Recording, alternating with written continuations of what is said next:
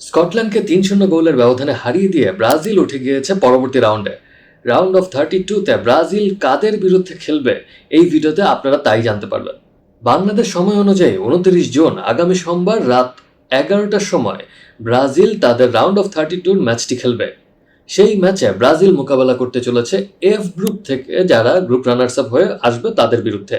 এখন চলুন জানা যাক এফ গ্রুপের বর্তমান অবস্থান অনুযায়ী ব্রাজিলের সামনে মোকাবেলা করার সম্ভাবনা কাদের সবচেয়ে বেশি রয়েছে। বর্তমান পয়েন্ট টেবিল অনুযায়ী অবশ্য এফ গ্রুপে বর্তমানে গ্রুপ রানার্স আপ হিসেবে রয়েছে জাপান। তারা 4 পয়েন্ট অর্জন করতে পেরেছে 2 ম্যাচ থেকে। তবে ব্রাজিল যে জাপানের বিরুদ্ধে খেলবে তা এটি এখনও নিশ্চিত নয়, কারণ এফ গ্রুপের এখনও 2টি ম্যাচ বাকি রয়েছে। তাই ব্রাজিলের প্রতিপক্ষ হিসেবে রাউন্ড অফ 32 ম্যাচে তারা পেতে পারে নেদারল্যান্ডস, সুইডেন বা জাপান, এই 3 দলের যে কোনো এক দলকে। এফ গ্রুপে যে 4টি দল রয়েছে তার মধ্যে অলরেডি এলিমিনেটেড হয়ে গিয়েছে তিউনিশিয়া। এফ গ্রুপের শেষ রাউন্ডের ম্যাচে কানসাস সিটিতে নেদারল্যান্ডস মোকাবেলা করতে চলেছে তিউনিশিয়ার। অন্যদিকে ডালাসে মোকাবেলা করতে চলেছে সুইডেন এবং জাপান। নেদারল্যান্ডস এবং জাপান দুটি দলই 4 পয়েন্ট করে অর্জন করতে পেরেছে। দুটি দলের গোল ব্যবধানও প্রায় সমান, কারণ দুইটি দলই +4 গোল নিয়ে আছে। তবে তারপরও পয়েন্ট তালিকায় নেদারল্যান্ডস এগিয়ে আছে, কারণ নেদারল্যান্ডস জাপানের চাইতে একটি গোল বেশি করেছে টুর্নামেন্টে। অন্যদিকে সুইডেনের পয়েন্ট 3 এবং তিউনিশিয়ার পয়েন্ট 0। তিউনিশিয়া কিন্তু অলরেডি এলিমিনেটেড হয়ে গেছে টুর্নামেন্ট থেকে।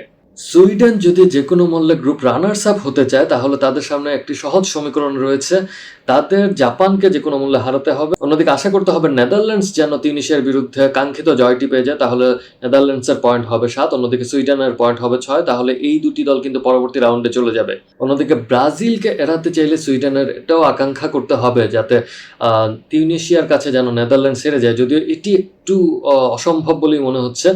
তাই খুব সম্ভবত ব্রাজিল হয়তো বা এই গ্রুপে জাপান অথবা সুইডেনকেই পেতে চলেছে। এই দুই দলের মধ্যে যারা জিতবে তারাই কিন্তু চলে যাচ্ছে গ্রুপ রানার্স আপ হিসেবে পরবর্তী রাউন্ডে। কারণ খুব ধারণা করা হচ্ছে যে তিউনিশিয়া আসলে যেমন প্রথম 2টি ম্যাচ খেলেছে নেদারল্যান্ডসের সামনেও তিউনিশিয়া খুব একটা সফল হতে পারবে না। তাই ব্রাজিল খুব সম্ভবত 29 জানুয়ারি সোমবার বাংলাদেশ সময় রাত 11টা বাজে সুইডেন অথবা জাপানের মোকাবেলা করতেই চলেছে।